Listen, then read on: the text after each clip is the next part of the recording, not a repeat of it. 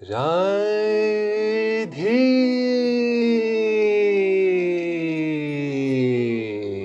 राधे। चलिए, आज के अध्याय में हम आपको बताएंगे कि किस भक्त का कभी विनाश नहीं हो सकता। मिलकर बोलिए, राधे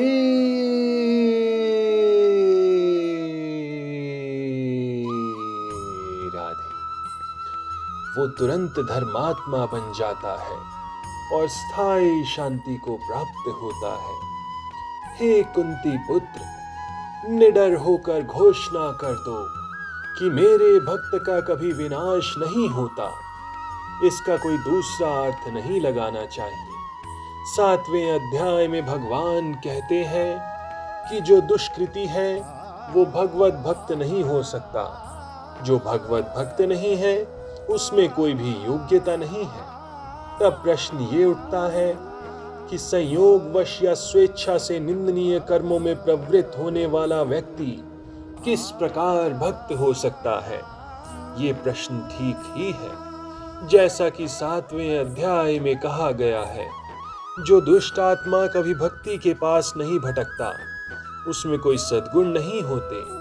श्रीमद् भागवत में भी इसका उल्लेख है। सामान्यतः 9 प्रकार के भक्ति कार्यों में युक्त रहने वाला भक्त अपने हृदय को भौतिक कल्मश से शुद्ध करने में लगा होता है। वो भगवान को अपने हृदय में बसाता है। फलतः उसके सारे पापपूर्ण कल्मश धुल जाते हैं। निरंतर भगवान का चिंतन करने से वो स्वतः शुद्ध हो जाता है। वेदों के अनुसार ऐसा विधान है कि यदि कोई अपने उच्च पद से नीचे गिर जाता है तो अपनी शुद्धि के लिए उसे कुछ अनुष्ठान करने होते हैं, किंतु यहाँ पर ऐसा कोई प्रतिबंध नहीं है, क्योंकि शुद्धि की क्रिया भगवान का निरंतर स्मरण करते रहने से पहले से ही भक्त के हृदय में चलती रहती है। अतः हरे कृष्ण कृष्ण कृष्ण हरे हरे, हरे राम राम राम हरे हरे।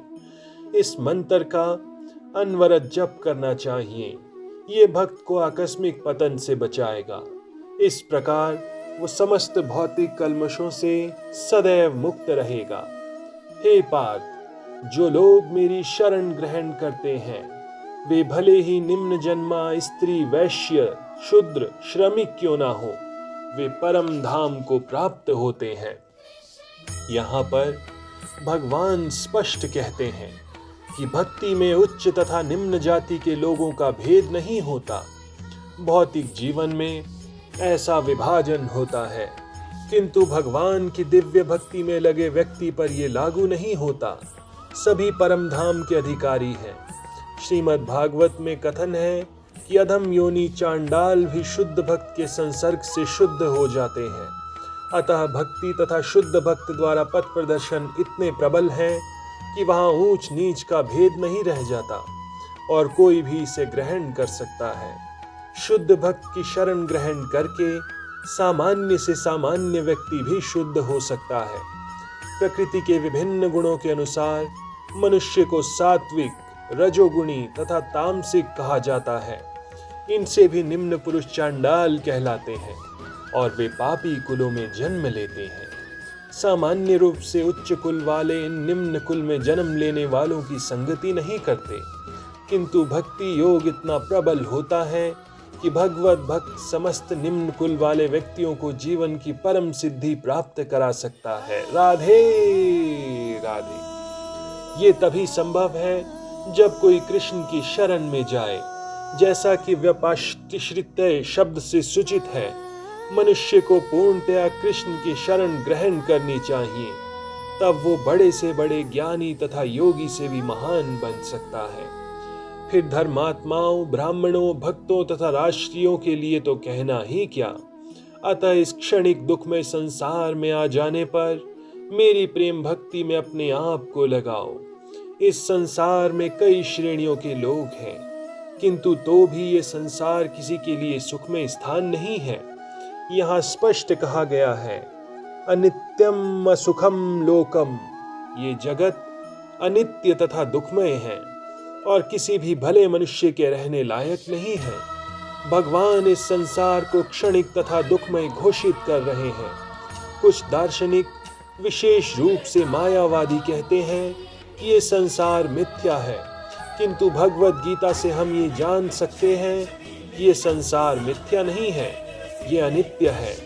अनित्य तथा मिथ्या में अंतर है। ये संसार अनित्य है, किंतु एक दूसरा भी संसार है जो नित्य है। ये संसार दुखमय है, किंतु दूसरा संसार नित्य तथा आनंदमय है। राधे राधे।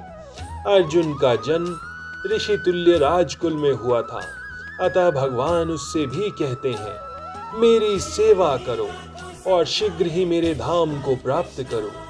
किसी को भी इस अनित्य संसार में नहीं रहना चाहिए, क्योंकि ये दुखमय है।